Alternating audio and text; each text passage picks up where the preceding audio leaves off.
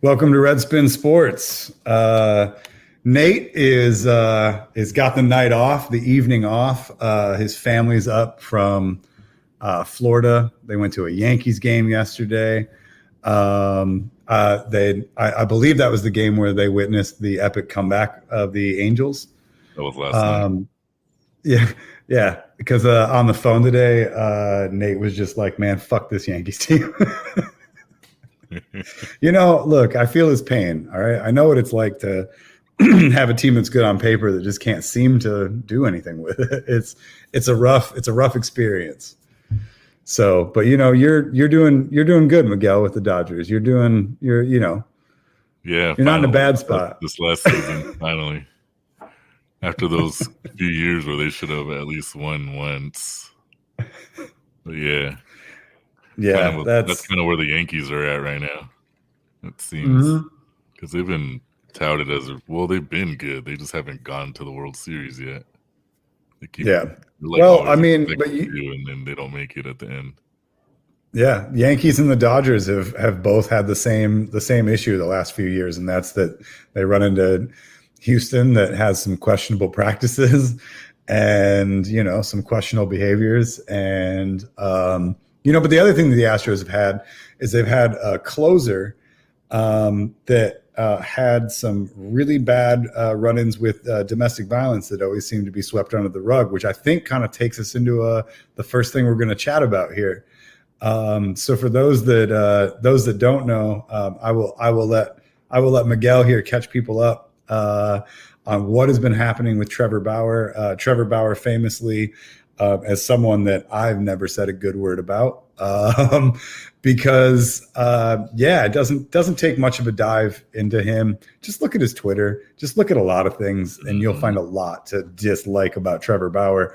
But most recently a Dodger this year, but has recently had some things surface. So yeah, why don't you catch people up on that?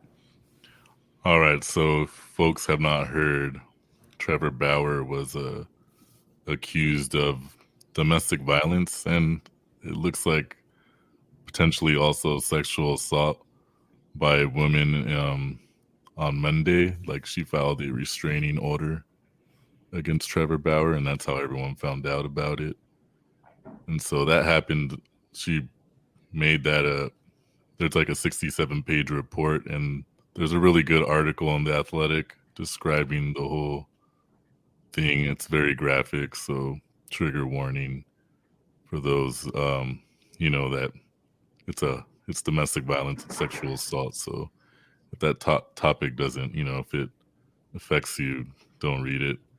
It gets into some graphic details, but essentially the woman is accusing Trevor Bauer of punching her in the face a few times, as well as in her vagina, and I believe in her, like, just different parts of her body. And then also is accusing him of also sexually assaulting him because she got unconscious, and then she woke up to him, assaulting him or her. And she did state that they had consensual sex, but that doesn't mean that a woman should be assaulted, because she did not consent to that part. But that's what a lot of these Trevor Bauer and Barstool types will be arguing. They're gonna argue that's already what Trevor Bauer's lawyer and agent already stated, and is already arguing that they had consensual sex, and they already leaked tweets, and probably even, I think, social media messages, to the media. So they already started that campaign to smear her. Yeah. And starting that campaign based around the idea that, again, like you said, she admits, and fully admits to what was consensual and where that line is, and he clearly crossed it. And that's the thing. And there's a piece you wrote, Miguel, that I really liked. I recommend people check that out. That's on your Twitter at Sports is a Weapon. But where you point out that consent is something that we can all give and we can all, like, pull back, when we no longer, feel that a situation is safe. But it's used as this thing is like it's that thing that I got right here at the beginning. And it's something you can't retract, and that's not how that works. You can retract that at any time. You can always tell anybody, I don't feel safe. This is not what I signed up for, and I'm out. And, and from what I've read of her statement, that's exactly what happened. Exactly. You know what I mean? And they're trying to use, the, things that look, I mean, what two consenting adults do, you know what I mean? Like they're trying to use like her saying things about like wanting it rough, like slaps, choking, things like that. There's a difference between what you're asking for and beating somebody unconscious. Mm-hmm. And it sounds like in that first encounter, because there were two, it sounds like in that first encounter, everything stayed in bounds. And it sounds like everything went awry the second encounter. And that second encounter is where he clearly went beyond where she was comfortable and he just didn't stop. And at that point, again, that consent means shit. It means nothing. Even in those messages that he leaked, he even like pretty much confirms that he did something to her because he asked her like, how are you feeling? Like, are you hurting or whatever, or something like that. And so he's already kind of confirming that too. And his agent called it concern. It was like his human caring and concern or some shit for her. And it's like, but at the same time, he's pitching Saturday, right? Oh, like he's facing. So far, the Dodgers only made a statement that they're aware of, the accusations, and they're gonna not comment on it. They're like, they are like, against what they've heard, but they're not going to comment on it further until MLB, et cetera, law enforcement. Just a typical PR statement, which is expected. It's not like I really expect anything different. I'm not surprised by it, but as someone who's a Dodger fan, it is disappointing, even though I knew that's probably what's going to happen. It still sucks when it's your favorite team. But regardless if it's my favorite team or not, it doesn't matter what team it is. They always tend to do that instead of really, they do that typical PR thing. Yeah. It's baseball's continued problem with domestic violence. And that's not to say that the other sports don't have that. The other sports have this issue as well, but like, especially like maybe the NFL, but then you could even make those connections to like the game of violence that they play already and all those other issues besides that. But in baseball, it's something that continues to be an issue, and that we've really a lot of things that came out this past year, and they seem to be behind the ball on all this stuff as usual, and compared to the other sports. Yeah, they just and with where baseball and football differ, and they both have a domestic violence problem, is that there are cases that you can point to in the NFL where those people never came back. The Ray Rices, when now that's not to say that, teams didn't also let him try out for a while, but there was a distancing. And in baseball, I a few weeks ago, I went off on this a little bit because it drives me crazy how baseball has this problem. And absolutely, by the way, Miguel, sorry, I just saw your message. Yeah, man. By all means, like share away. But like where baseball's issue is, first of all, they didn't suspend the first person for domestic violence until 2016. That's the first time they ever did it. And it's not the first time they had domestic violence. Like, that's the thing, right? Like, that was not baseball's first encounter, but it was the first time they suspended. And everybody on that list of players, I believe it's 19 that have been suspended from 2016 until now, they all came back. As soon as their suspension was up, they came right back and joined their team.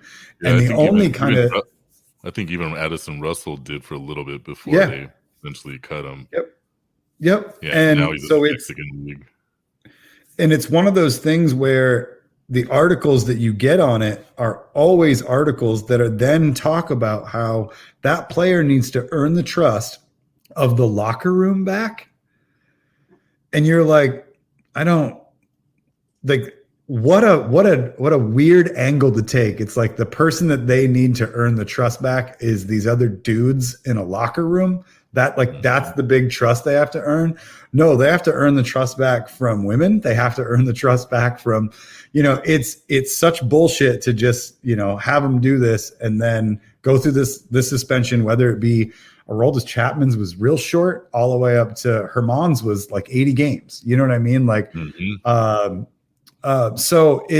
no matter what, they come back and you'll get article after article that just goes on about them essentially being like, what are they going to do to earn the trust of their team back? Like that's the only hurdle. Like that's the only important thing on the road to their recovery. And it's just the way that they do it, So anyway, I'll let you get back to the take on what should the Dodgers do? Like if play GM, what would you do right now? So in my article, I pretty much said like I'd cut him immediately or at least suspend him even before MLB makes a decision or even before law enforcement does, because his hearing's not even until July 27th. They have, it's not like they filed charges. This is just a restraining order. But I hope that they at least suspend him or cut him, but it looks like they're not because he's fucking pitching on Saturday and they haven't said anything. And they're just going to keep saying, well, we're waiting on MLB. But like reading those details, they're accusations, but those details are pretty graphic and they got evidence of photos. Like, yeah. So like, I'm kind of a surprise. No, I'm not surprised actually that they didn't, because he just signed, which I talk about in my article that I wrote, and I haven't written something in like 5 years on my website. I've just been podcasting now, but I felt like I had to write something about this. And I point out like, I know other folks have pointed this out too, are the Dodgers, maybe they haven't said nothing because this was their prize free agent acquisition. Their acquisition. Yeah. Like they paid him $102 million for 3 years. He's on a $40 million contract right now and he has opt-out years. But it's because then they would pretty much admit that they fucked up, because there's already warning signs. Like obviously we can't predict that he was going to do something this fucking shitty, like horrific. Yeah. But there was already warning signs about his misogyny, exactly, and how he treats women online. So there's already signs there. So it's not like they already didn't know about his character, which the Dodgers, when they sign him, are going to say, hey, we spoke to him and everything and blah, blah, blah. And he understands. Well, it doesn't look like it. And it's like the same thing that just happened in the NBA with Chauncey Billups and Jason Kidd. And that's, of course, they got hired as head coaches in the NBA. So this isn't just an issue for MLB. But especially with what's happened lately with MLB, with Porter, with the Mets GM, and Callaway, the former manager of the Mets, and other folks in baseball accused of sexual assault or just harassment or domestic violence, like they got fired pretty quick. So And then usually and a lot of these players like Chapman, like with the Dodgers, I pointed that out. The Dodgers traded for Chapman in the winter meetings in 2015. I remember being so excited because we were going to get another closer to, team up with Jansen. And this is when Jansen was in his prime. This is 2015. Yeah. And hours after that announcement, it came out, he got arrested for domestic violence and hitting his wife. So the Dodgers rescinded the trade because they didn't want any part of it. And obviously, the Yankees eventually signed him, or traded for him, and then traded him to the Cubs, and the Cubs won the World Series with him. But see, the Dodgers made that statement back then and didn't they quickly made the decision to cut ties. But why aren't they doing it here? I think it's because they just signed him. Also, as someone who's brown, who's Latino, Like, I kind of think, oh, maybe it has to do with race. I don't know, but I really think it's something to do. It's obviously his contract and him being a big signing, because it was just a few months ago. But there's all these factors that I think maybe that's why, because they quickly like did something about the Chapman thing when they traded for him. Yeah, but, no, absolutely. I mean, and that's baseball's issue, right? It's the lack of a statement.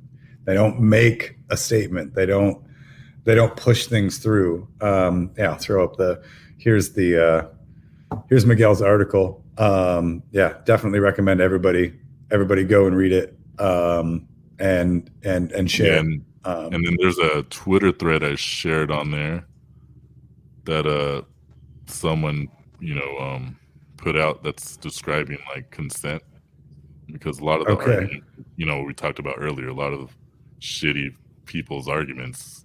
Mm-hmm. So, well, if they were having sex and blah blah blah, consent, but like you could revoke your consent, like while you're having sex. Like if she's not feeling comfortable and she feels like unsafe, like exactly, you could do that. So this person's Twitter thread is pretty good, like breaking that all down. So if people want to use that to argue with freaking assholes.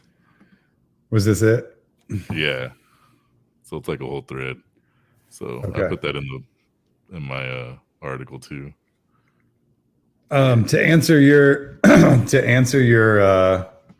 question, Jeffrey, the thing that's hard with the NFL and when the first domestic violence suspension goes in is they get away with it by saying that it's player conduct code, and they don't tell you what it is.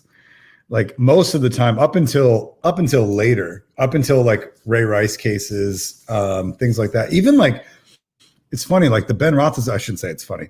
That's just a term phrase. But like the Ben Roethlisberger shit, like the groping the waitress, that was for like 2 days in the news cycle. That was just conduct. That was a conduct issue before she said something. Because the NFL's always kept shit to where it's like, no, we're not going to actually say what it is. NBA does similar things. Most of the leagues do that with drug policy.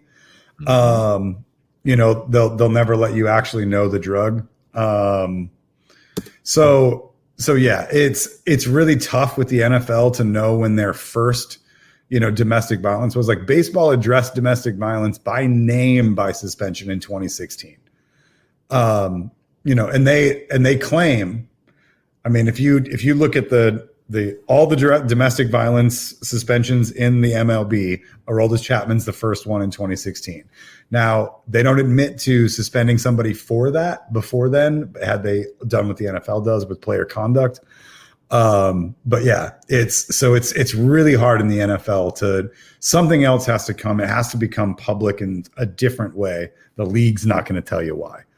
But to go back to Trevor Bauer again really quick. I mean, this goes all the way back to, his early, I mean, he's gone through so many phases, right? Like his MAGA phase, he's gone through his online bully phase. Like he's talked about being an anti-vaxxer, I think, or like kind of a lot of that stuff. And it's one thing to be like, okay, dude can pitch, and Trevor Bauer can. He's a tremendously talented pitcher. And you can go, yeah, he's a great pitcher, but I don't like him as a person. He's kind of a piece of shit. But for me, the first big red flag was his treatment of, was it Nikki Giles? Is that her name?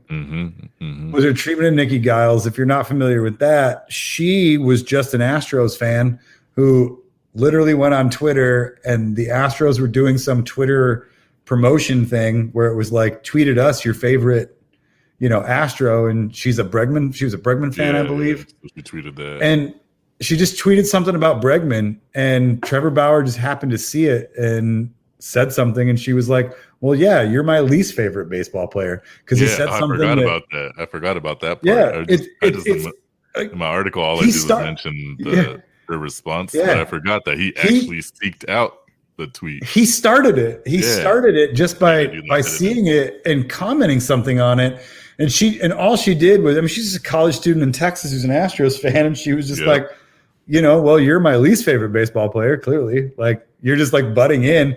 And he how many times fans respond to and talk crap, and then that wasn't even bad. That was like that was like chill, like, like that was nice, like talking shit. It wasn't like nothing crazy. Like she wasn't like to his tweet.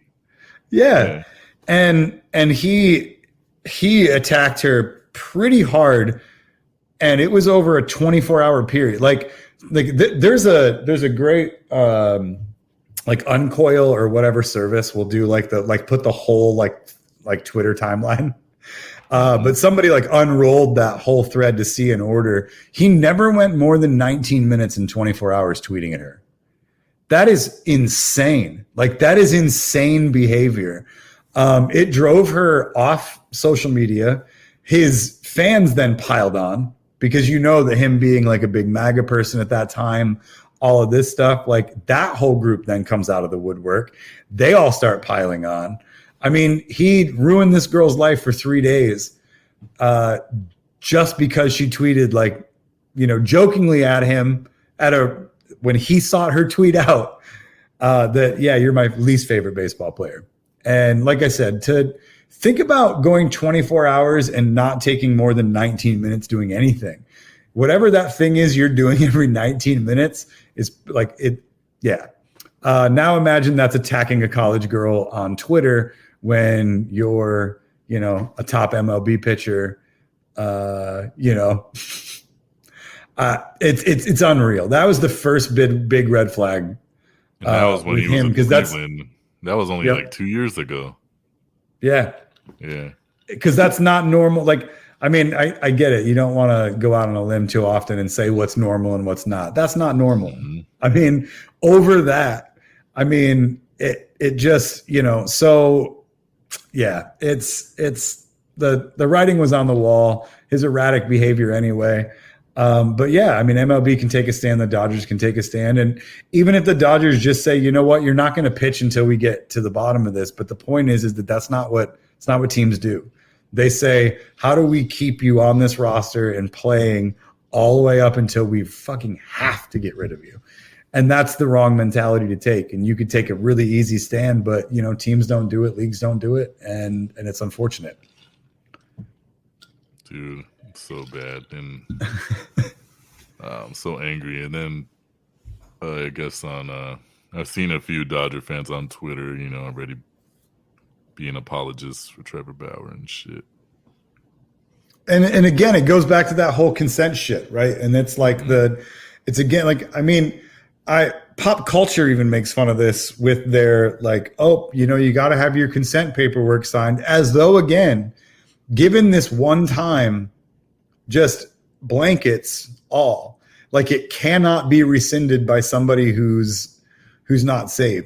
I mean, shitty analogy. I get that. This is a really shitty analogy, but it's like, it's not like when you say, yeah, all right, I'm going to go, skydiving. I signed the paperwork. I got in the plane. You get up there and you're like, you know what? I'm actually not feeling this. They're not like, fuck you, man. You signed this shit. You're jumping out of this plane. You know what I mean? Like, you have the ability as a person in any situation when you were about this, now you are not, and you get to like pull yourself out of those situations.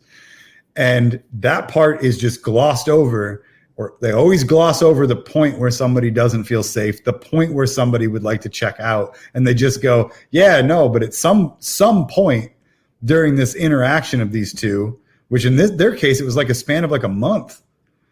So like essentially in April, she says yes to something. So in May, he can kick the shit out of her. But you know what? She said yes in April. So this idea is absolute horseshit. We got to throw it away, because that's the defense. It's always the defense on this stuff. She said yes. She said yes, and glossing over the fact that, again, you get to pull yourself out of unsafe situations. And I already Twitter being such a ridiculous place, even though I'm always on there. There was already Dodger both, man. Yeah, there was already shitty Dodger fans like putting this whole like conspiracy out there, like, oh well, she's from San Diego, so maybe she's a Padres plant, blah blah blah, trying to get the Dodgers. I'm like, what are you That's talking it. about? Oh man. Yeah. I mean, and that's where like we all have our teams, we all have our our players that we support, our teams we support, but there's a line where I think a lot of the even diehard like lefty sports fans like understand the problem with fanaticism to begin with. Mm-hmm. Like there's a line that that you don't cross, especially for like just the sake of it's my team. You know what I mean? Like, your team that's full of players that weren't born there, don't play for their favorite team, don't. You know what I mean? Like, yeah, no. But like they can't separate. And it probably is more logical for them to think that this was some other team did this. Just to so ridiculous. Yeah, it's absolutely insane. Another baseball thing here before Mike hops on in a little bit and tells us to stop talking about baseball. This is what happens when Nate's gone, y'all. It's all just baseball. And that is Angel Hernandez, Aniel Hernandez. This is something that I think every like moderate, like middle of the road to passionate baseball fan knows that name. And they know that name because it's like he was a meme before there was a meme for what it is to be the quintessential bad umpire. Hernandez has definitely had some egregious calls. At the same time, you put him on par with all the horrendous calls. You know what I mean? It's not like if you just look up bad MLB's worst calls of all time, it's not just going to be like a Hernandez highlight. You know what I mean? There's a bunch of this shit. And this happens often.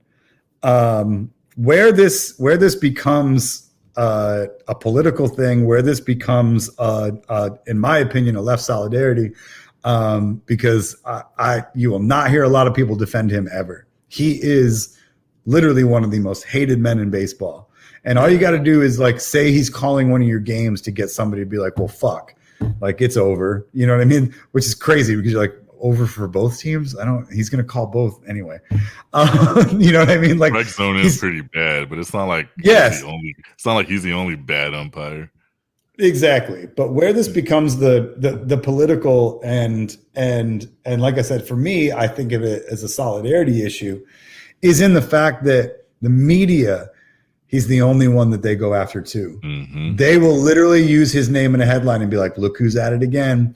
They have memeified him. I mean, like I said, he was a meme before a meme was a thing. And then they're like hella praising Joe. They praise Joe West like all the time.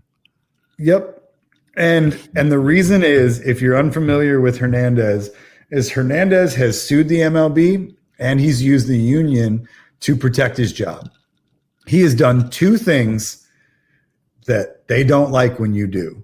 And that is he has used the union to protect his own job because he has gone out on a limb to say, first of all, we're umpires. It's human. This has been human. There's baseball purists out there who say that it should remain human called and not, robo called. So all he's saying is that I'm doing the same human thing everyone else is doing, and my rates aren't any crazier. Like my bad call rates aren't any crazier than some of the other at the worst. There are some umpires that are super consistent. He is in that bottom like 35%, but the point is he's not in the bottom one. And when baseball hands out report cards for their umpires, they pay based on, what you get wrong, what you get right, things like that. He is well within his job. And they tried to really hit him hard a few years ago, several years ago now. And he fought back with the union and he fought back with a lawsuit. and he won. Mm-hmm. And he kept his job. It's one of those things where, if I mean, we go back to like, or take any job that you want, right? If you're the employee and your boss keeps coming to you saying, hey, you, and I'm pointing directly at you, singular person, you need to step it up. And you're looking around going, I am on par with everybody else around me in this group. Yeah, that group over there is doing better, but you pay them more. But I am within this group and we are all getting our job done. Why are you singling me out? I feel like this is targeted harassment towards me and I'm not going to stand for it. And you have a union that'll back you up and you take it all the way to the courts and they side for you and you win and you keep your job. This is why he's the most hated man in baseball. Mm-hmm. And this is why they project this shit on him all the time. I mean, just in the last 2 days, I mean, the headlines for him. Hang on, let me just get a basic. Oh, one of the top Google searches is Nathaniel Hernandez's salary. Like people are literally looking up how much this dude makes. You know what I mean? Like they want to know how much he makes because they think he's so bad. So they can go, he doesn't deserve this kind of money. You know what I mean? Three like searches I see are his salary, bad call, and memes. Yep. Yeah, it is. I mean, who else do they for a long time? He's been an umpire since I was a kid. Yeah. Who else do they do this to? I mean, these are all the top news stories. Mm-hmm. Oh, worst call of the season. Cool. It was June. There's a lot of season left. Nope. It's the worst one you're going to see.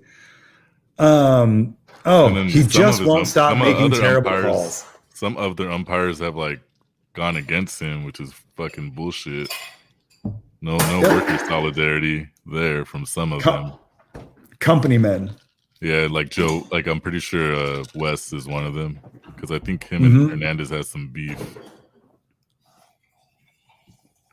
Like, and why? Like, I saw this headline the other day. Like, not only this is before the Trevor Bauer story broke, but like, Trevor Bauer offers not safe for work remark. What? Like, then you read it, and he was like, "Was that a shitty call?" Like, it was just like something like, God, I hate clickbait too. But anyway, I mean, they don't. I mean, there was that umpire. I remember, like the last umpire that I remember actually being hit really hard. I'm going to blank on who it was. There was a Tigers pitcher who had a no-hitter going. Oh, yeah. What's his name? And he called that dude. Galarraga. Yeah. Yeah. And he called that dude safe at first. It was clearly out. And it didn't go. I think that was pre-replay, right? Or like they didn't have another one. Maybe they were out. I don't remember. But I mean, that clearly was right out. Before replay, like 1 year before. That's probably the. But I remember implement replay. Yeah. It was a really bad call, and that umpire that day defended it. And I remember the media was like, "Oh, what a bad call! I can't believe they'd robbed this guy." The next day, after that umpire got to review it, he met that pitcher, hugged him, and cried. I mean, he bawled because he was like, I really did get that wrong. And it was like, that was really, really, really bad. And the next day, like the media just completely like redeemed that dude. And they should have. I'm not saying like, I'm not bringing this up to be like, they shouldn't have done this with this guy, but like they hit him hard for like 2 hours. And then the next day, the news cycle was all like, look at the remorse in this sweet, sweet human being of an umpire who saw that he got a bad call. But meanwhile, Hernandez has one strike call that was pretty outside the zone, and it's just headline after headline. And they've done this to him for years and years, and it's because, again, it goes back to that he stepped out of line. He did something that the worker's not supposed to do. He stood up for himself. Mm-hmm. And he said, cool, all right, so I'm in the bottom 35%. I mean, that's most people that I know that give effort at their day job. Like, I mean, it is one of those things where it's like, that's not against, like, you know what I mean? You're not bottom of the barrel here. And you know what? I got to be honest. I'm fine if you're also bottom of the barrel. But at the same time, it's like, I'm not saying you deserve promotions, but you know what? I think everyone deserves wages and a place to live. You know what I mean? Like, that's where we're at. That's why we have the views that we have. These are basic like by rank and file stuff. He would be like up there too because he's been an umpire for a while. Yeah. Yep. Like seniority. Yep, absolutely. Like he has that on a lot of the umpires. Yep. And then the other thing too, I think, I haven't heard, a lot of this, but at the same time, I never want to jump to it, but you never want to discount it. And that is, he was easily one of the first Latin umpires. Mm-hmm. And again, to go against the company, to go against the grain in the way that he did, the audacity to stand up for his right to keep his job because he's not the worst at it, and it has been a media onslaught. I mean, I would encourage anyone just, have some, that kind of like not fun, really looking up just how many years this has been going on and the articles and the videos. And I mean, I have a feeling this dude has supported somebody's shitty YouTube career. Like they've made a career out of just blasting this one dude's bad calls when, again, watch a worst calls ever highlight reel. It's not all him. There's probably 1 million views and someone monetizes the video. Yeah. Yeah. It's ridiculous, and like I said, they don't give this this reputation to other people that have done that. I mean, my Cardinals, in the, was it 83 after they won 82 after they won in 81, 83 after they won in 82, had a horrible call against Kansas City. The Cardinals have been on the receiving end of an infield fly rule that I always like to bring up. You know what I mean? Famous World Series moment. Yeah. Yeah. I mean, it's one of those things where these umpires don't go down and, you know what I mean? Like, but this one guy does. And I think it's really, really telling that this one guy is the one guy who used unions in the courts for the other thing that they were designed to do, like not to get ahead, not to like manipulate, but they really do. They make it seem like he fucking used this shit to like steal money from the MLB. Like by paying him, he's stealing. Like it's fucking insane how some of these articles really go to be like, he needs to lose his job and he needs to lose his job now. And he doesn't deserve the wage. And it's unreal. How many of those people writing those articles do a shitty ass job at their job? But are they down to lose their job for a shitty job? Right. And it's like, and this take, and I know it's unpopular defending him, but I'm not defending that he's an amazing umpire. But that's not what this is about. It has nothing to do with that. It has to do with, there are protections for his job in place. He used them. That's why he gets this treatment. He could be a better umpire. So many of them could. So many of them could.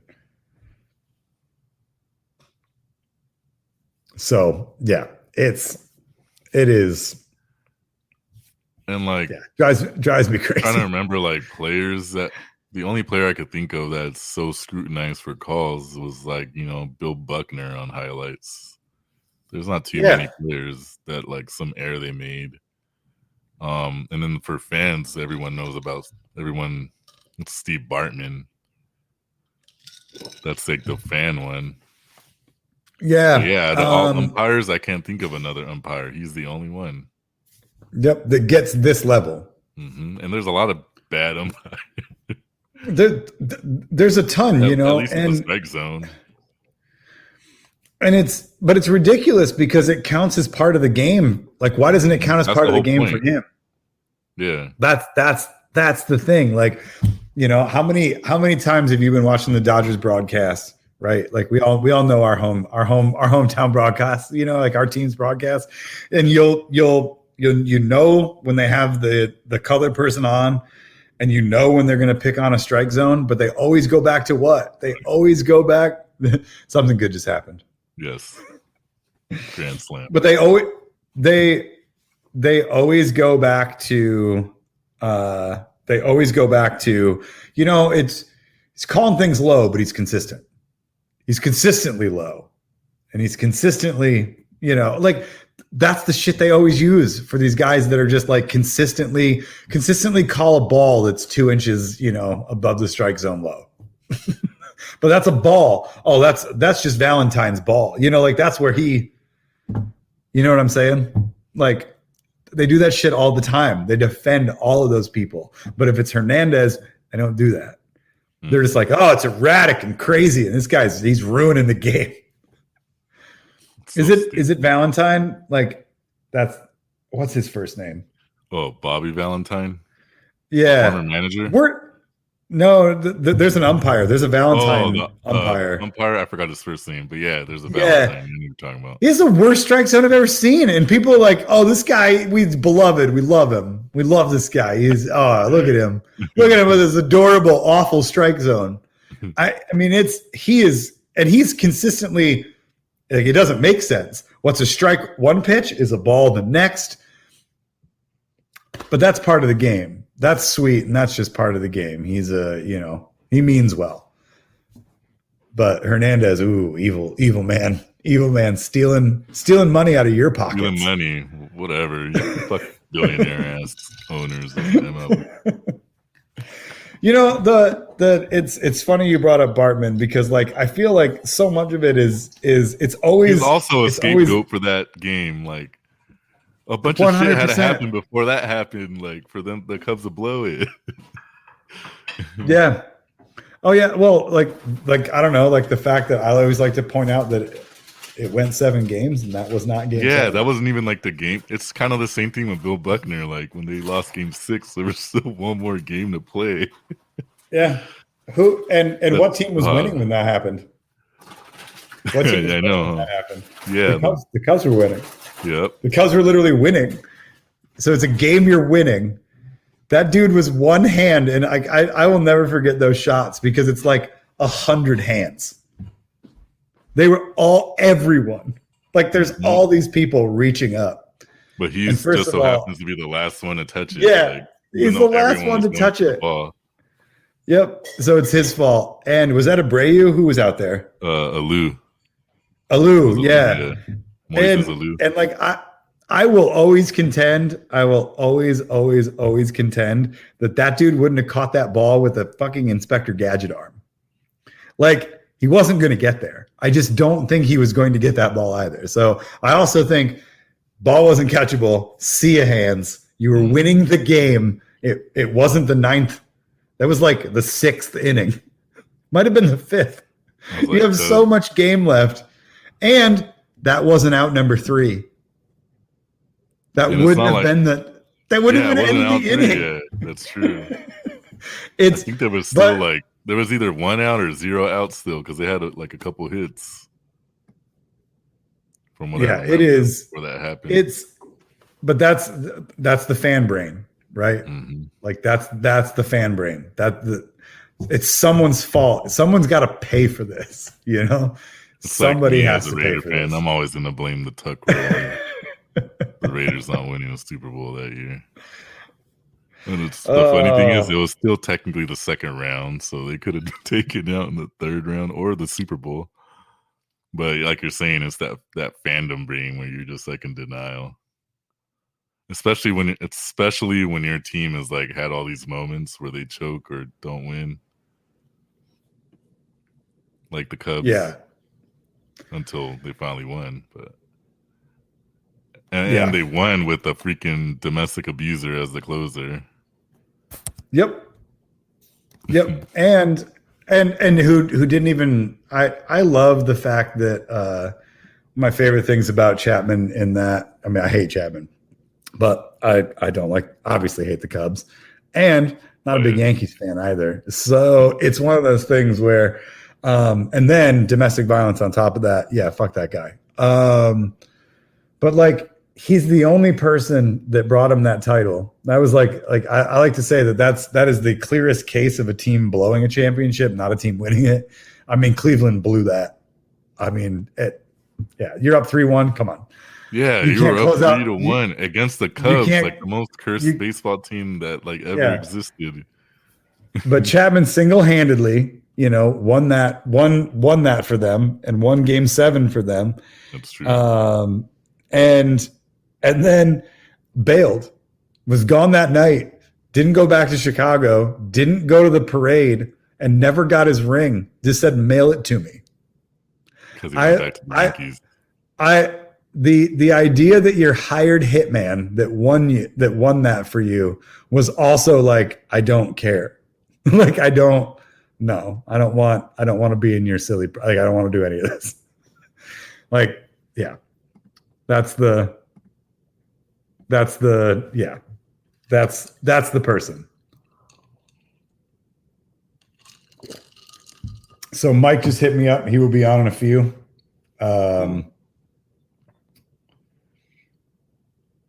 Definitely gonna hit this name, image, likeness.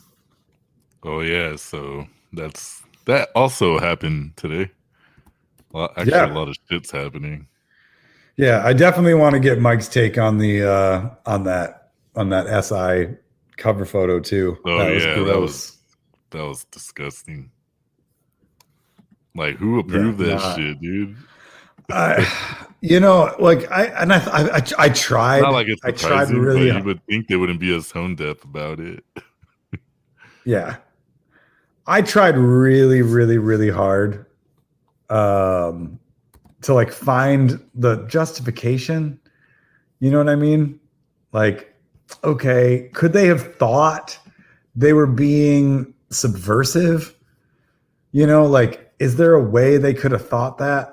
And I don't think there's any way around it. I think that's just you're either completely so numb to this issue that you can't see how that's in poor taste, or they know and they don't care. A lot of times they just don't care. Yeah. So yeah, that was really tough. What I want to see is Debo actually gonna, is he gonna back out of that promise he made about players getting paid? He said a couple years ago that he would quit if players started getting paid. So, what do you do? Coach Sweeney. We need to hit him up. Auburn head coach. Hit him up and be like, wait, I mean, so I guess bye.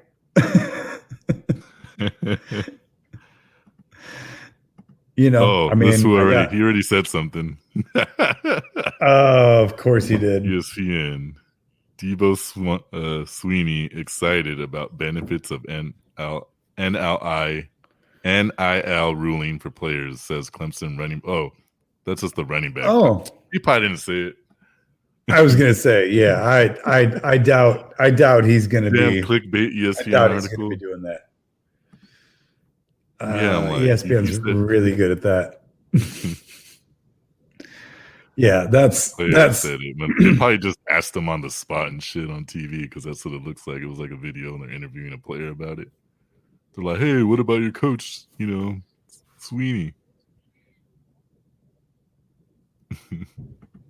Yeah, they needed a quote. And they needed a soundbite. It's not surprising that Coach K is also going to retire after this season. After he, everyone knew that they're going to have this ruling come down.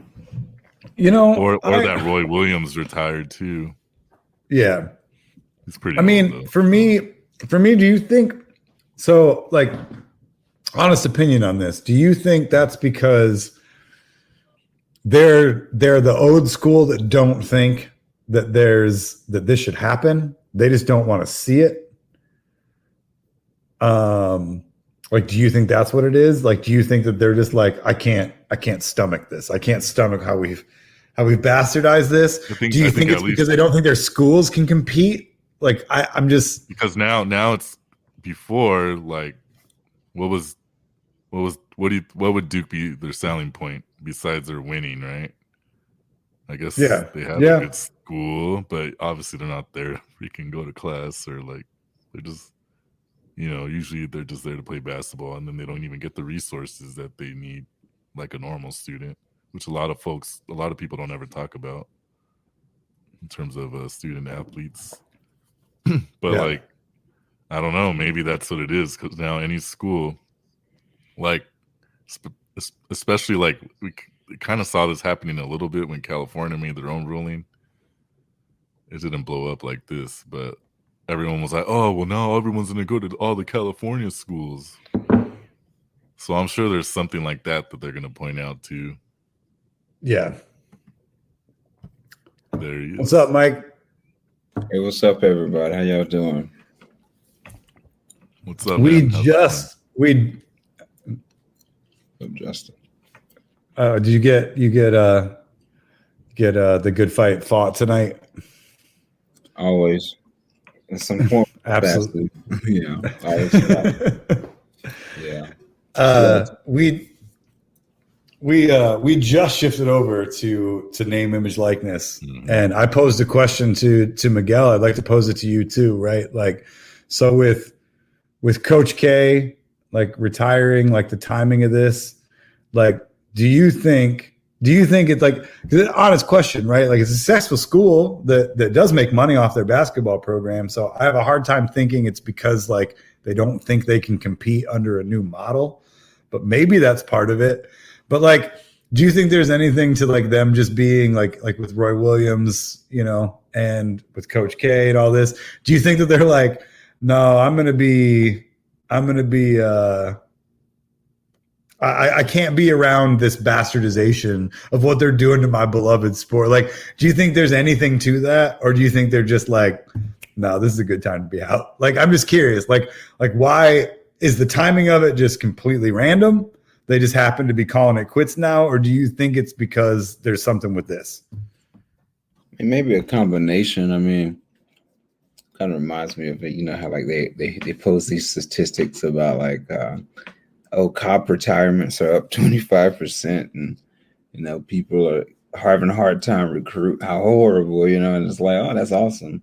I think it's pretty easy to see, the name, image, and likeness as a means that coaches who survived on pure control over their players and stuff, and the kind of, I guess what is this? In neoliberal terms, what would this be called? Like this would be called like the free market actually existing for college labor. Like them actually being able to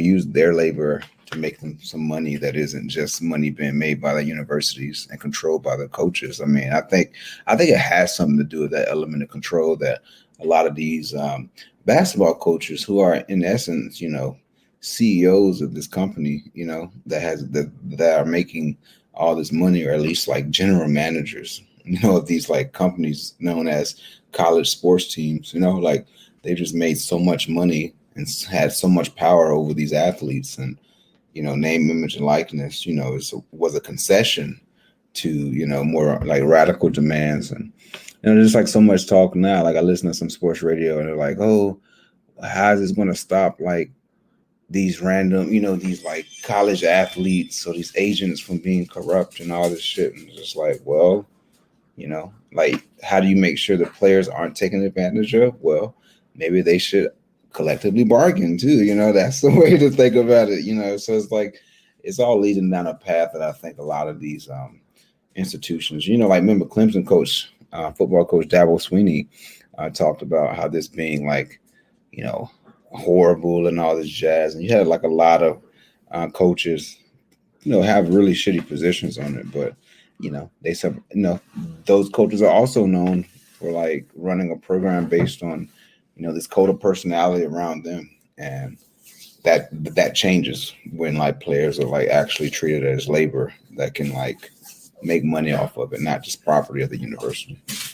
And they're so used to just being like paternalistic with this whole thing, like in the way they treat the players.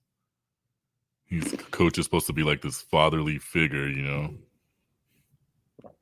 That's the way they like to. That's the way they like to make the narrative go. Like, oh, he's this fatherly figure molding these young men. Blah blah blah.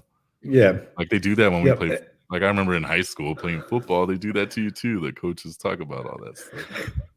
No, in the essence of coaches, I mean, if you even like purely look at it, like in the NFL, it's a lot more apparent. You know what I'm saying? I guess in the NFL, most of the good players make more than the coach. Well, actually not. Like I think it's like pretty even kills the great, whatever. But in college, mostly, you were a good coach if you knew how to make your free labor, get really good free labor that's really good at football and managing them, managing them throughout this like so-called amateur collegiate football experience, making sure they go to class, hit the field, just so they could like be really good and make you a bunch of money, make your university a bunch of money.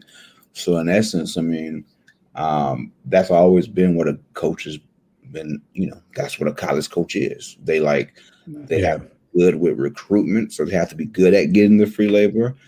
Then they have to be good at, chumming up with these like boosters who tend to be like old alumni who are like billionaires and millionaires of these like, companies that are like fucking people over every day on Wall Street. Especially like in Oregon with Nike.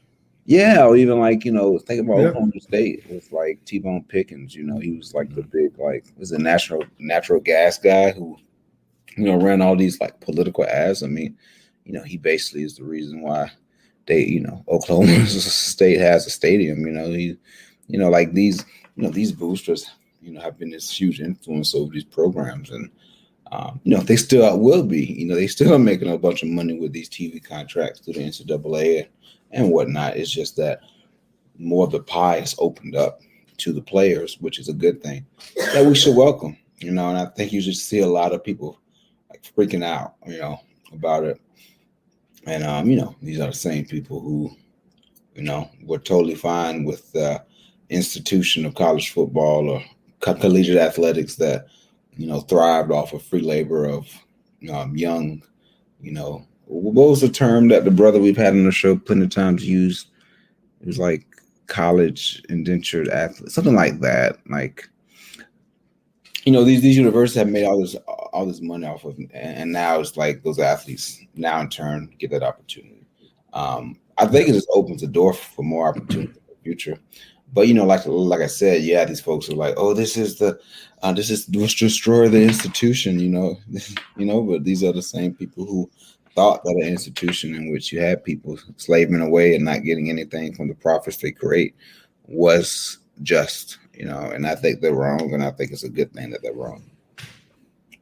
Yeah,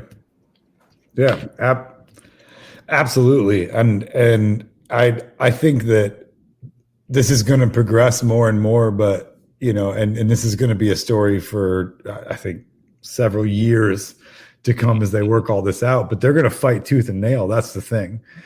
The universities, I think that you might see some actual embracing of this from some of the conferences. If they can pry themselves away from the NCAA. I think right now the SEC, has some schools that would go, cool, if it's going to be a battle of money, we'll win. I do think that there's some universities with that mentality, but the problem is the NCAA is obviously the opposite of that, and at what point, does this break off into different leagues? Does this break off into how could it unfold? Because I think that if you're Alabama, if you're Clemson, if you're Ohio State, the money's there and it's there. Yeah, it sucks to share from their capitalistic, mindset, right? Like, yeah, this isn't cool. This used to all be ours, but they have it, and what happens? We didn't have money out of this, to be honest. Exactly, and that's the thing. Which is another reason why collective bargaining should be there for the athletes, is because as that that changes, like even if they don't make more money, they're always going to try to find a way, right? Like Power will do the one thing that Power does, which is want to sustain itself. It's going to like shift itself to like always stack that deck, against those players. It might be different because in college in the NCAA, you have so many universities and so many conferences. But do you think it could have like that same effect that we see in like the NBA and like in other pro sports where, the big market cities always seem to have the advantage against the small market cities? So like someone like a school like USC with a lot of tradition that hasn't won in a while, they're in LA and they have all of these, alumni connections throughout the whole world, but it's right there, especially in LA and Hollywood. Like they already used that to their advantage before. Like, hey, come live in LA, blah, blah. When I went to high school with guys that went to USC a couple years younger than me, like back then in the mid 2000s, they would do things like, they would do illegal things like buy them phones at the time when, flip phones were the big thing. Yeah. The normal stuff. They already do that. And then they would take them to clubs and stuff in LA because we're USC, we're in LA. So they would use that, they're just going to, so I could see maybe that happening like in places where a big market is at. I think one of the most famous recruitment stories is like Julio Jones when he was recruited by Alabama, like, his freshman year, pulling up to Alabama in an Escalade with rims. You know what I'm saying? He's a kid from Georgia, one of those country towns. I don't know if it's Buford or something like that. Like why does he have an Escalade? I'm like, Eric Dickerson did that in the 80s with SMU. Right. But it's like it was such a situation. Like I heard this is, so many players, like let's say Terrell Pryor, he was Ohio State QB, played wide receiver in the NFL. He was actually suspended in college due to, signing a jersey of his, like a jersey, I think it was number 2, like a number 2 jersey that's being sold in like, the school gift shop is making money off of it. He signed it, and, made money off of it, and he got suspended the whole season. I mean, didn't he get free tattoos too or something? Free tattoos as well. And I think Trevor Bauer, he was even suspended when he was in the NFL because of the improper. Oh yeah, that hurt his. That literally hurt his draft stock. I mean, that affected him. Remember at the time that was like a character concern. I remember. Remember Cam Newton? Cam Newton was like Tim Tebow's backup when he was like QB at University of Florida, and like he got caught. They say he stole a laptop and threw it out the window when he was questioned by campus administration about it. And it's like a laptop that he received from like, a fan of the team or something that he wanted to have. I mean, think about it. NIL had existed then, he wouldn't have needed to. So many stories of like athletes, like even Marco Wade, who I played with. He was a couple years younger than me. Played for Andrew Jackson High School. Nate knows of him. He ended up signing with Arkansas. He had a situation in which he got kicked off the team. Him and other kids, got some money. They charged him for like robbery. You know what I'm saying? And the fact that you have like collegiate athletes who you're like, oh, the school is spending $100,000 on them. They don't need to get paid. Like bullshit. Like so many of these players don't really have shit. They can't really get a full-time job because student athlete, quote unquote, you have to wake up every day at 6, do your training, go to class, come back to the field house, do your training, and then after practice at 8 o'clock, you have to study, and then you're home at like 9, 10 o'clock. Like when do you have time to make money for yourself if you need extra, funds or anything like that? Imagine if you had children, you know what I'm saying? Like it hasn't been an ideal situation. So seeing, a player like a Derek King, QB now at the University of Miami, he's a guy that he's 5'9". He probably won't be a star like NFL draft prospect, but he's just signed a deal to get $20K from a local advertising. I mean, that's money that he can use and save up for his family. I mean, shit. Fuck if I had $20K when I was in college, I'd be set for life, like, so, good for them. Yeah, it is. And that's just one endorsement. He might get some more, Yeah. Yep. I mean, if you've seen the 30 for 30 on the Fab Five, right? Like the Jalen Rose when he talks about having an interview, like he had a local reporter. Well, okay, it was Detroit Free Press reporter. Can't remember who it was. It wasn't Mitch Albom. But maybe it was Mitch Albom. I'm blanking on that. But anyway, like he agreed to do it because he thought he'd get dinner out of it. And he asked, like, can you buy me dinner? And he was like, well, there's rules, you know what I mean? Like things like that. But like while they walked, in Ann Arbor, while they walked to dinner and to do this interview, they passed by Jalen Rose's jersey that was on sale at that point in the 90s for like $50 because the Fab Five were like the hottest thing, and here Jalen Rose is wanting to know if I do this interview, like, will I get like $5 for like dinner? Like, and that also goes to show, like in the 90s, right, when $5 could buy you dinner, this jersey was still like $50, and he's passing his own jersey hanging there. It avoids those situations. It's gonna be interesting. The Terrell Pryor thing, just to go back to that really quick, that was more of the NCAA, like showing just how like prudish they can be and how they'll punish a kid for literally having the audacity to just not cherish the institution. That's the thing that gets me, because when he traded those rings for the tattoos, his response was, first of all, it's mine. Like I earned it. Like I earned the Big Ten championship ring.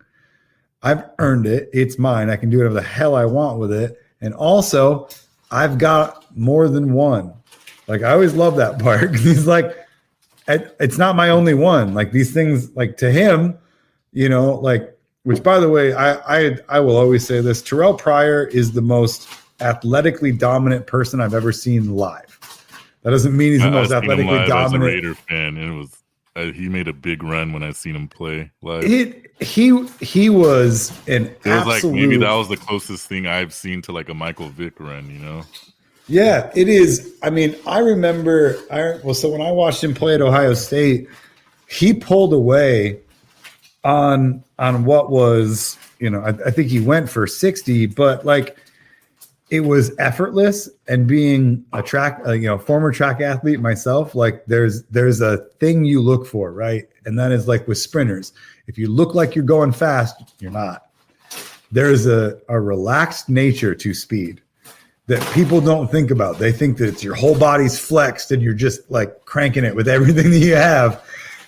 Like I swear, if you look like you're going fast, someone's going to pass you that's relaxed. And he just had that relaxed ability. And for somebody at 6'6", he was like 230 pounds at Ohio State, and for somebody to move that relaxed and pull away from cornerbacks, pull away from the entire secondary and make it look effortless. It's just, I mean, it was amazing. But anyway, so for this kid with all of his talent and that he earned himself, I think they won at least 2, if not 3 Big Ten titles. So if dude wants to trade one ring for some tattoos, his idea was, this doesn't mean that much to me. So what he did was he pissed off sports fandom culture, number one, who goes, I'd give anything to have that ring. Yeah. And that's them chasing their own bullshit. And 2, you piss off the NCAA, who goes, no, this is the most valuable thing you've ever been given. Like, you should cherish this thing. You should fucking Gollum it and just stare at this because it's so valuable. And he had the audacity to go, I have more than one. I don't need them all. It's not even the Super Bowl ring. You know what I mean? Like, so it is, he stepped on the sanctity that is the NCAA and everything that we stand for. But it's that kind of shit, like that kind of mentality they carry into this name, image, likeness shit, though. It's the sanctity, this sanctimonious bullshit they fucking bring to all this stuff by going, no, it's so, don't you know, guys, it's meaningful that you have all this and you did all this and you don't get paid for it. And you know, like this should all mean so much to you just to be here. And that shit is, it's played out. Like we know that's not the case. You've used it to make, at this point, like if you total it all up, you've made trillions of dollars. So amongst all these schools, all this time, you've made so much money off of their backs. But they hang on to it in that same way. But yeah, I love thinking about that whole Terrell Pryor thing and how, he pissed off the two most sacred things, the institution and the fans who went, "You ungrateful, awful person. How dare you? I'd give anything to have that ring." Well, of course you could. You're watching football from your couch and you feel this passionately about it. Same thing with Reggie Bush too. Didn't affect his totally. Career, but they took away those titles from USC. USC like pretended like he never existed, even though that's the last time that USC has been like a great like team. That was the last time they had a dynasty. And they took it away all because he got some house. And then Pete Carroll left and went to the Seahawks to make more money, but he never got in trouble.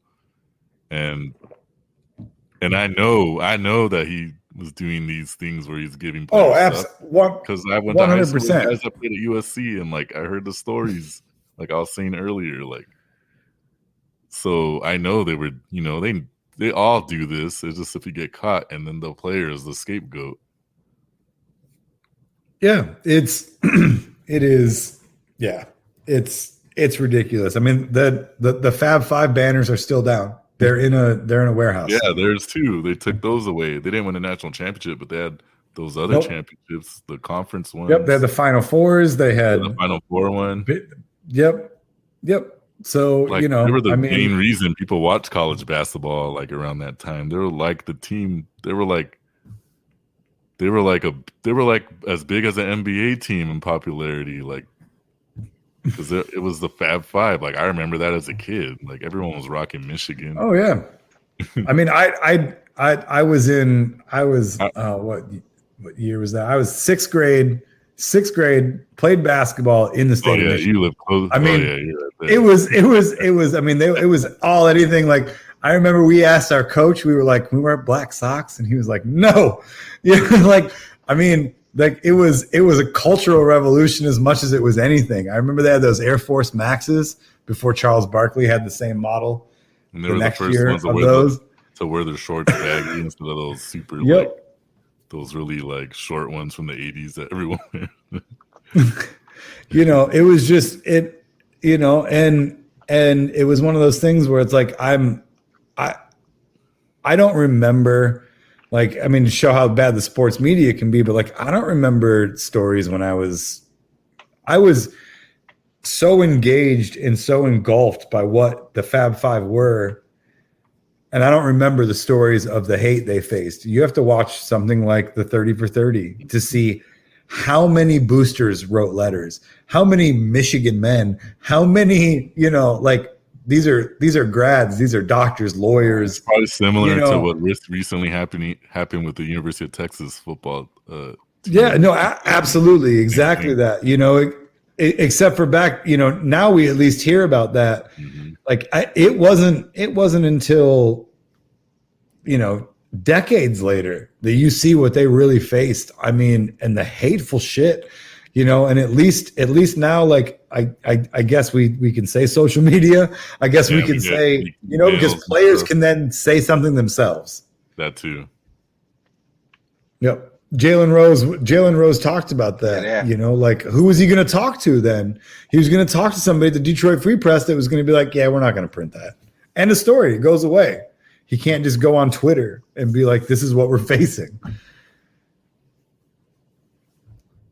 So, yeah, I mean, it's 100%. Yeah, those Texas players. Can y'all hear me? Yeah. Yep. You can hear us. Okay, cool. Right. No, I 100% agree with everything that's been said. I think we're in a new era. I think it's, oddly enough, I wonder if it was the pandemic really that kind of brought this to the forefront. I mean, it was already bubbling. I know that a lot of states had already put like legislation forth and stuff, but I think like we talked about on previous shows, like that those protests and stuff that we saw last year Mm-hmm. around COVID and players coming together, that this has been happening in the past couple of years in collegiate athletics, and I think you just saw the dam finally break somewhat, with the NCAA, especially with that Supreme Court ruling. Oddly enough, that Supreme Court ruling, in which you have Brett Kavanaugh, and talking about the NCAA is not above the law. You know what I'm saying? I thought that was kind of it was weird because it was like, oh yeah, we agree, but for the wrong reasons. I mean, because like it was a weird this feeling to agree with that piece of crap. piece of shit. Yeah, it was also like one of those like the right wing criticism of the NCAA is like all based on like, oh, they're like trying to. It was because of COVID, them not, whatever, showing no just over COVID. But also, I guess, mainly, the NCAA's actually decent, progressive stances against, banning, trans, students and girls from participating in sports, So it's like we agree right now with the wrong intent about why we hate the NCAA, it was kind of a weird take there, but I mean, nonetheless, it was a good, hearing. I mean, it's exciting times. I'm interested to see what these athletes can get for themselves and how that's going to impact the sport. I think you're just going to see a lot more players. Think about players who were like good in college, not necessarily good pros. And the pros is where you make all your earnings. You can make earnings in college. You know what I'm saying? And prepare yourself, because so many of these fucking privileged kids from these suburbs who go to college, they already have their earnings. You see kids, coming to these schools with like Mercedes, parents giving them everything. They're not on the same even playing field as the kid coming from like, South Florida, like, Miami Gardens. You know what I'm saying? Who just struggling to make it.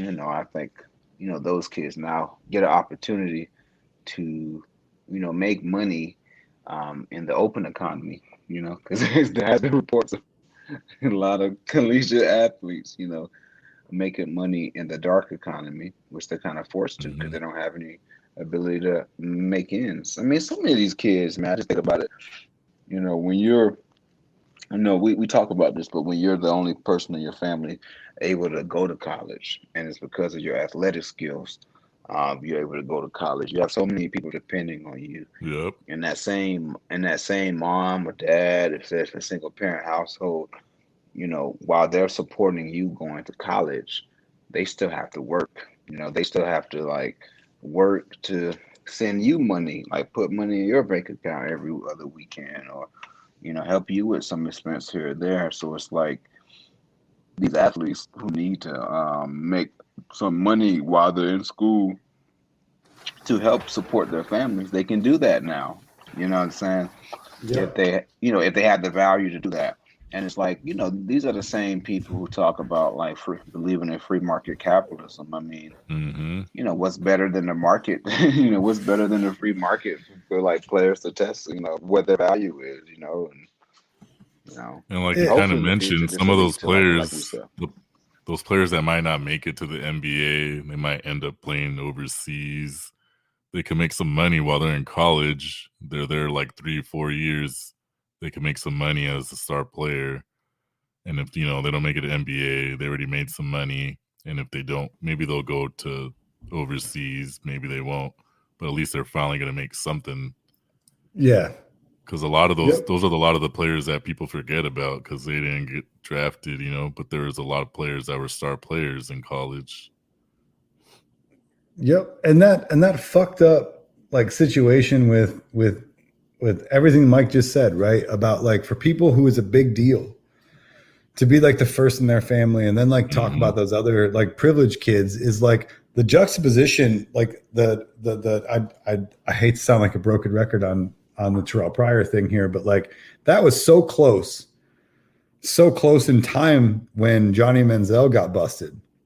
Now here's somebody who went, all right, yep, I was signing autographs. I didn't make nearly as much signing autographs as I did with my allowance because that dude got 25 grand a month from his dad just for being alive. So, and what did they do to him? They suspended him for 1/2 of a football game. And Terrell Pryor missed an entire year, and it fucked up his draft status as a QB when again, you know what I mean? Like like you look at that juxtaposition, right? Where it's like the audacity of Terrell Pryor to spit on this ring that we'd all want. But yet Johnny Manziel, like, isn't it cute that like he made less money? Like I remember stories that were literally framed around that. They were like, oh, it's not a big deal. His dad gives him more money than this. Like the idea of that privilege that's there, right? Like, because I will never forget, he sat out. He served his suspension half a fucking game. And it was like, what, the first game of the year? So it was like a nothing game.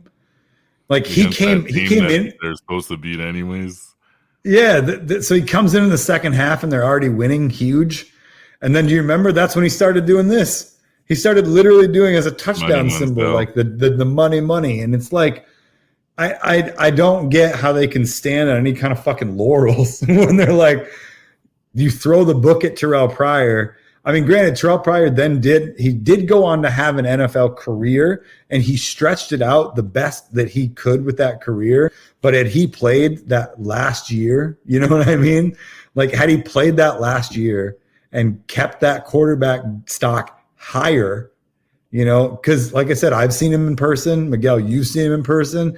That dude was flat out better than other people. Like, end of story. Like, with this ability that he had.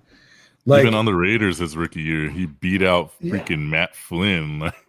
yeah, like I mean, it was all there, but yet, you know, Manziel, who by the way was given every opportunity fucking possible in the NFL and couldn't do shit with it because the talent just wasn't there, flames out. You know, but yeah, here's Terrell Pryor grinding out a career like 10, 12 years later as a wide receiver, you know, like still seeing him like journeyman, like wide receiver floating around different teams, grinding out a career. And like Johnny Manziel's like, I don't know, I guess I'll go into the family oil business, you know, and it's just like the juxtaposition of what they each got is just absolutely insane.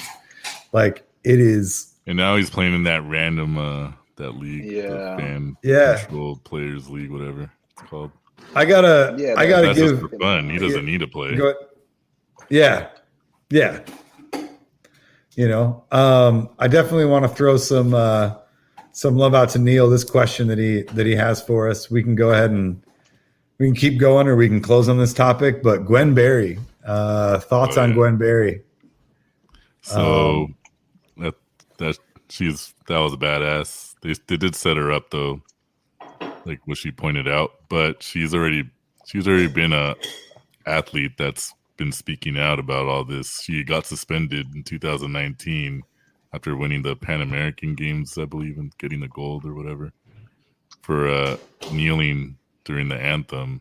So she was already a target of the Olympics, and I don't know. I guess I'll say it. Like, I tried to get her on my podcast like a couple months ago, and I emailed her, and she was cool and actually responded to me and was really nice. And like, you know, she turned me down because she has to train, but she was hella cool and she wished me luck. And that to me was really badass. Like, most people will respond to my emails when I email them, but there's been a couple, you know, when they don't respond to you, and that's fine. But I thought it was really cool that she even took out the time, because she didn't have to. She could have just like ignored my email, and that's fine because she's busy. But she actually took the time and responded to me a couple times. And so it's pretty cool to see her do that stuff. Because even though I respect Kaepernick and what he did, and I like what he did, I feel this is even more radical than what Kaepernick did. Because she didn't even kneel. Oh, at the Olympics, for sure.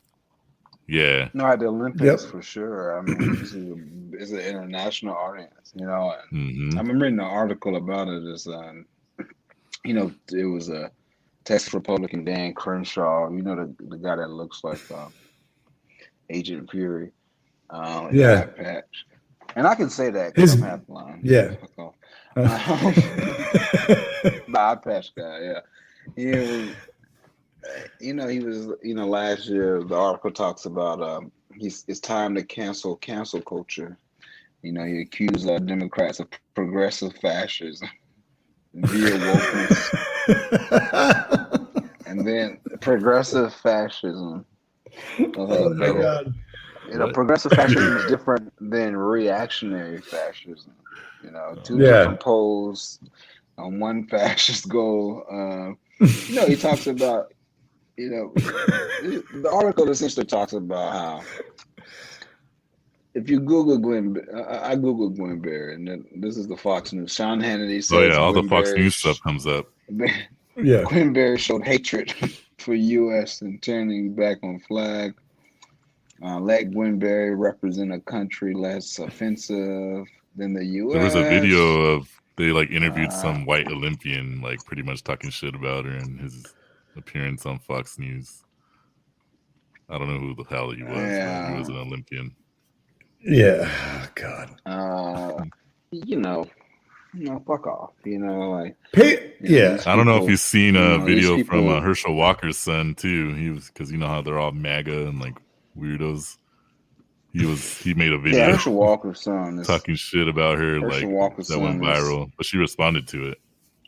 Yeah. It's really fascinating because Herschel Walker's son is nowhere near the athlete Herschel Walker is. Also it's on site with Herschel Walker's son. Him and Jason Whitlock, if I see them in public, This is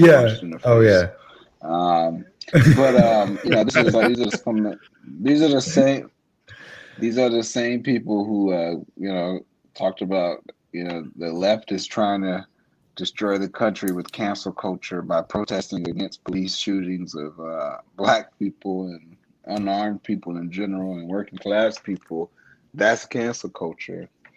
Yet January 6th, trying to wreck the Capitol. At least have a very provocative protest at the Capitol. Whatever. Even attack the police. Insurrection. They even attack the police that they always love. Patriotism's just really fuck them up. Patriotism's being locked into people talking about cancel culture. It's fucked up. I mean, I honestly at this point think that patriotism's being locked into an abusive relationship to where it's you can't want the other thing to be better, right? And that's the thing, is that this idea that you can't represent the US if you have problems with the US's flaws is so fucked up to me, because you're sitting here going look, there's a couple routes we could take, right? Let's just go from the leftist perspective. There's a couple options we could take. We could bail. We could just bail on the US. We could just be fuck this sinking ship, and I'm out. I'm going to go to Cuba, or I'm going to go, there's so many places I could go. I smoke cigarettes. I'm the former track athlete that smokes cigarettes. So I could go to Cuba, where they already have a lung cancer cure. Yeah, they already got. I could go there. I could be in a better spot just by fucking leaving. And that's what they all say. Why don't you just fucking leave? Why don't you just leave this country if you hate it? Yeah, cool. That costs $50,000. Do you know how much money it costs just to get the U.S. to get rid of you? None of these people are the ones that could move away. Yeah, and live where the hell none of these people even get that side of it. But anyway, this whole idea, we could bail, or we could want betterment. Mm-hmm. We could want this place to be better. We could spend time, I have a day job that doesn't do anything nearly as cool as Mike's. I work in the private sector that just makes money for the owners of my company, but I can choose what I do with that money. I can choose where I donate that money. I can choose where use that money as activism. I can choose where I spend my own time, things like that, and actually like betterment. They think that itself is the unpatriotic. Like it is the very like definition it's the anti-definition of love, right? Like they love this country, but they don't want anything to change. Like we love this country, we want things to be better. They think that's a fucking problem. And that's where I see someone like Gwen Berry who just says, nope, things need to still change. I can represent this country. I can represent this because I live here. You know what I mean? Like I live here. I'm a citizen of here. You can't just, it's really hard to give up your citizenship, by the way. And if I've literally been to denied compete in the Olympics, like, she has to compete yes. for the U.S. anyway. Yep. Well, it is. You know what I want them to do is I want them, you know, anybody who has had any who's comes from a nationality of people who have any grievances with the United States historical treatment of their people, like African Americans or other African Americans who represent the U.S. at the Olympics. Don't have them play, you know, like have Gwen Berry. Don't have her run, you know. All of them, you know, the whole NBA team. Just roll out there with and then you'll lose. Because I'm trying to think like all the good like white NBA players are like all Europeans right now. No, I'm really like, can y'all name some? Like, what would be an Olympic team, NBA Olympic team without the black athletes, the African American athletes? All the best white guys are Europeans. So exactly. Yeah.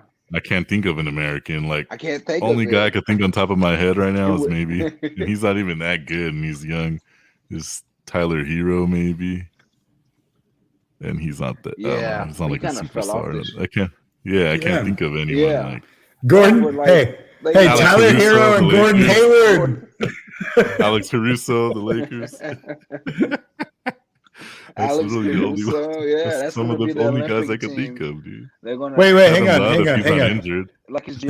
Hang on. Where does what position does Hero play? I really want to see if we can come up with a starting five. What position does Hero play? He's either point guard or shooting guard. I think he's a small forward.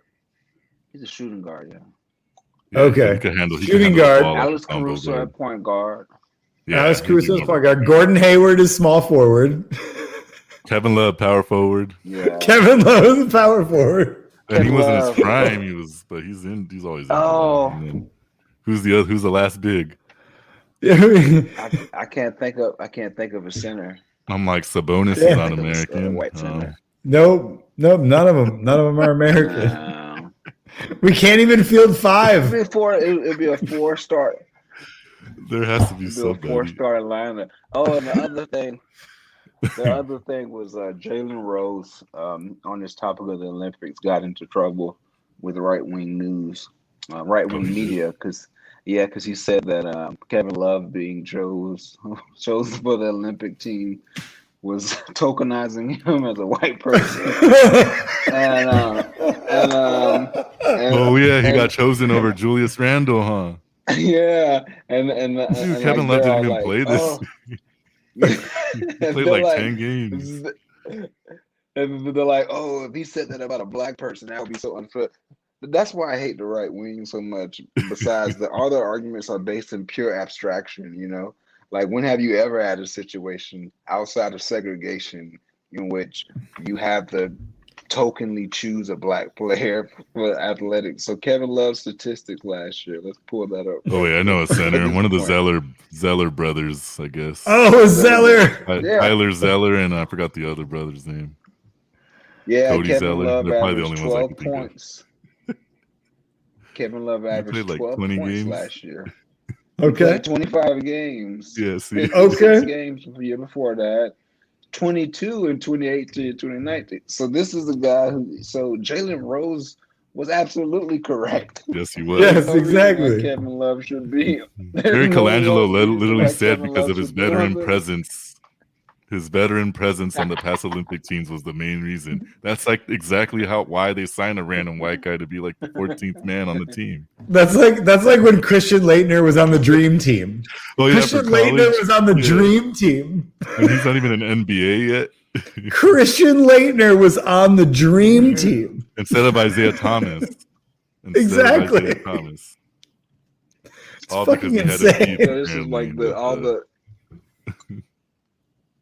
Oh man. Yeah, the NBA. Yeah. It was definitely appeasing white America for them to choose Kevin Love on the NBA team. Dude. But besides that point, if the Olympics made a team, wrapping up this topic, I guess. Yeah. How many minutes is Kevin Love going to log in the Olympics? That's going to be the. Well, if they play some team that they like dominate the whole game, it's like a blowout. Maybe he'll play like a quarter. I forgot. The Olympics go quarters or they go halves? I forgot. He's going to play I think they go halves. I can't remember anymore. I don't remember if they're college style or if they go quarters. Yeah, I thought the Olympics they go half with and then they got the weird trapezoid. Oh yeah. No. They got the weird shaped key. If they had an Olympic team that was just all the Balkan players, like they could win. Oh, absolutely. Definitely. I think that would all the best white guys are all freaking Eastern European or like from the old Soviet states. Like I mean, look at what Porzingis and Luka did just the two of them. And Porzingis is probably the sixth man on one of those teams. Exactly. Like they weren't going to win. Let's be honest. Dallas wasn't going to win, but like those two dudes, they at least wreaked some havoc. Doncic, Jokic is already on your team is already like a hell of a good team when you're starting. Oh yeah. I was going to say if you just have Jokic. Oh, that's awesome.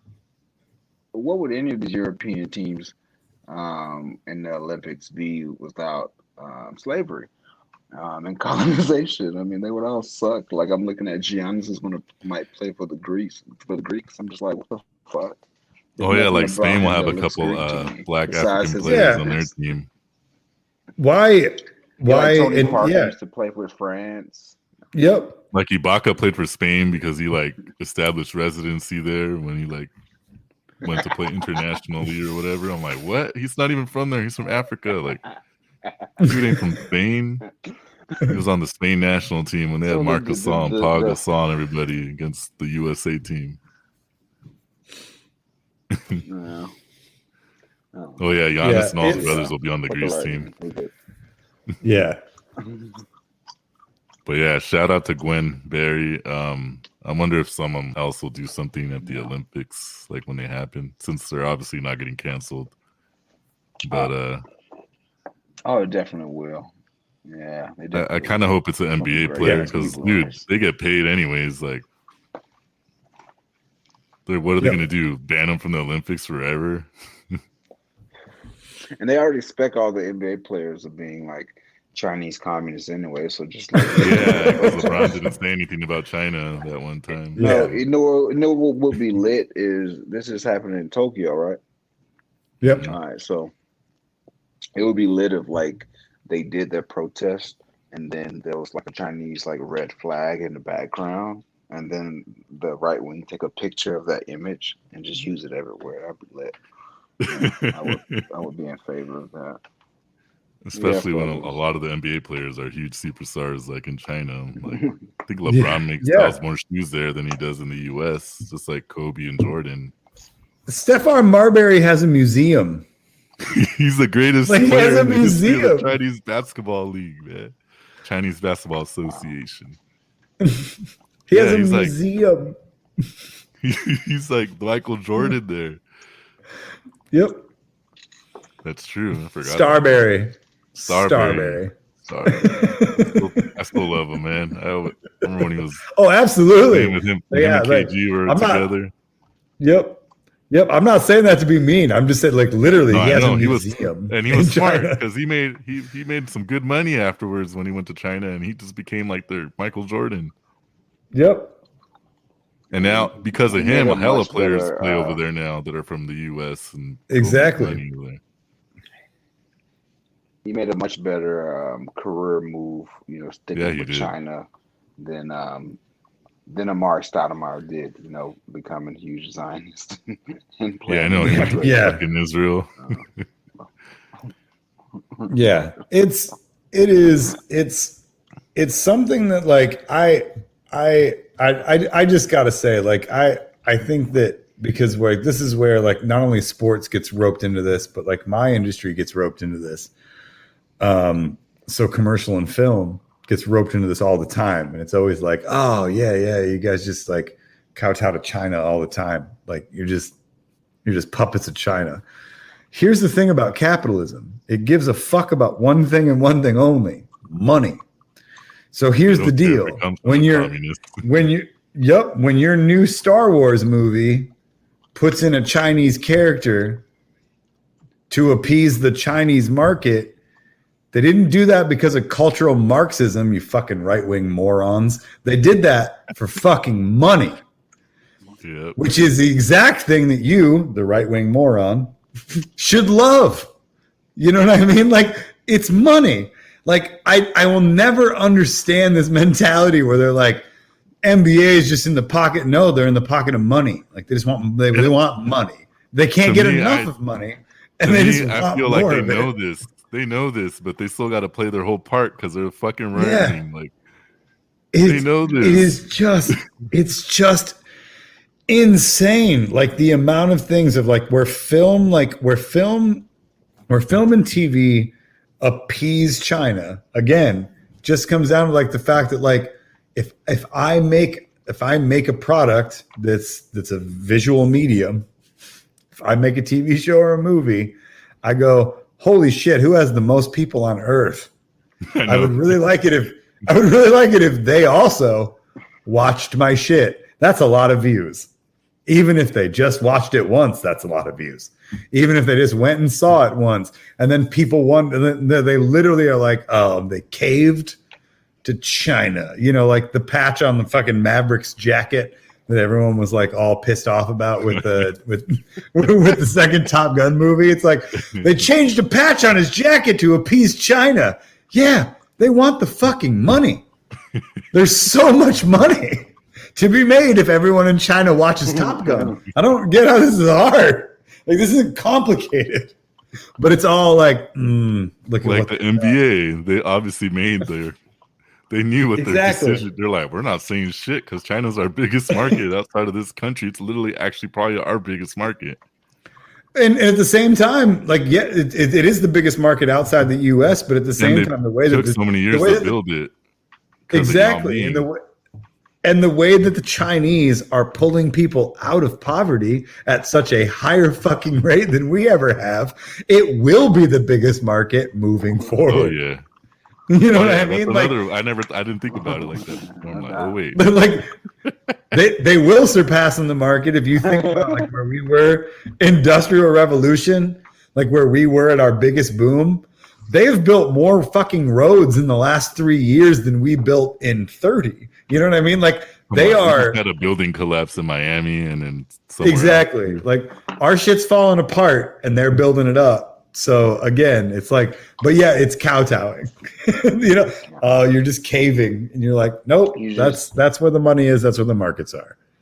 You're just like kowtowing to the Chinese agenda of lifting billions. People out of poverty. Yeah. Sign me up. Yeah. If we could lift people out of poverty here at their rate, cool. Again, sign me up. I'm done. I will definitely do that. Damn, awesome. Man. fucking right wing. Hey, remember, they only have one playbook. All right. That is misinterpret what you're saying and then attack the misinterpretation and its flaws. It's their one play. I mean, that's all they have. If we can just mislabel, misrepresent, and then attack where the misrepresentation falls short, boom. That's their whole playbook. We're good, yeah. 100% correct. I mean, you just got to stay vigilant towards it, but we laugh and joke about it, but I mean, it's kind of getting kind of ridiculous now. A lot of the stuff, and I think people are seeing through it. Um, especially when you try to like tie LeBron to China. It's just that just doesn't look good. You let him become too You let him become too popular. You know what I'm saying? And now he's uncontrollable. He's free. Like you praised the Michael Jordan model for all these years, and then now LeBron does it, takes it to another level. Yeah, of course, LeBron wants to sell the Space Jam movie in China too. Like, exactly. Like investors put money into that movie. Everybody put investments into that movie. Hundreds of people worked on that project. Like and they don't get paid, the big return. But the point is, it keeps an industry alive. You think about how many animators worked on that. It's going to be hundreds, literal hundreds. And these animators are people who just get paid your standard, like either day rate. You know what I mean? Like they took a day rate, they took a contract for this. They worked on it and then done. You know what I mean? Like it keeps these industries and people in these industries afloat. But all these investors that put money behind all of this want to make their return. So yeah, exactly. They want China to watch it. They want India to watch it. They want everyone to watch it. Mm-hmm. So they will make sure that culturally it stays as safe as it can. And the right wing's like, look at this woke cultural Marxist bullshit. Nope. Free market. That same free market you claim to love is what kept all of these edges nice and, you know what I mean? Like nice and straight, because we didn't want to piss off India. We didn't want to piss off China. We didn't want to piss off America, and then the right wing goes, well, yeah, but you pissed off me. And you're like, okay. Like, but that's like a loss, right? Like it's 50-50 in America. Like that's the thing. Like it's the saddest fact about our country is that it still is 50-50. Like that's what's so fucked up about this place is that like we're the one where it's like we still have this many right wing, like we still have this many like normie libs too, right? You know what I mean? Like we have the equal amount of both of these things that we've just been stuck with forever. So they just flip a coin and go, all right, what America money do you want to chase? You're going to get half here, half there, but you break even. Don't piss off China. Don't piss off India. Don't piss off the bigger markets that are, you know what I mean? Like it's just, yeah, it's fucking insane that they can't wrap their head around that. But like, it's also really sad. Like just sorry. Saying that out loud just made me really depressed. Like, why are we still stuck at 50-50 in this country? Like we really are. Like there's us, you know what I mean? And there's a lot more of us than I'm giving us credit for. You know that there are, but like, why does it feel like this country? And maybe it's because that's the narrative, right? The narrative is that we're still stuck right down the middle when it's really not. It's way more nuanced, but like, I feel like we're still there. I think I just always feel like that's where we are, because two-party duopolies just created this shit to where we're just like, nope, this shit or this shit. I just found out not that long ago that Japan had a communist party. I'm like, dude, like we can't even have we used to have one, but like, well, we have small parties, like there's some, but I'm like, in other countries, they have more say, they have more power, they have more numbers. It's just crazy. Like, yeah, this is like a normal thing in other countries where they have all these different types of electoral parties, but like, yep, we don't get that here. This is why we can't have nice things. Oh man, awesome guys. Well, I think that's good for tonight. I hope Nate enjoyed his night off with family upstate. Thanks everybody for hanging out. If anybody, honestly, I know that I've talked to her about this, but if anybody, needs two amazing dogs, I know that Mini Ninja, is definitely still looking for a home for two of her dogs. So please put that word out, help her out with that. Yeah, everybody, thanks for hanging out. Miguel, thanks for coming on. Yeah, always a pleasure. Thank y'all. Absolutely. Thanks for having me again. Have a good one. Good night. Yep. Peace. Later.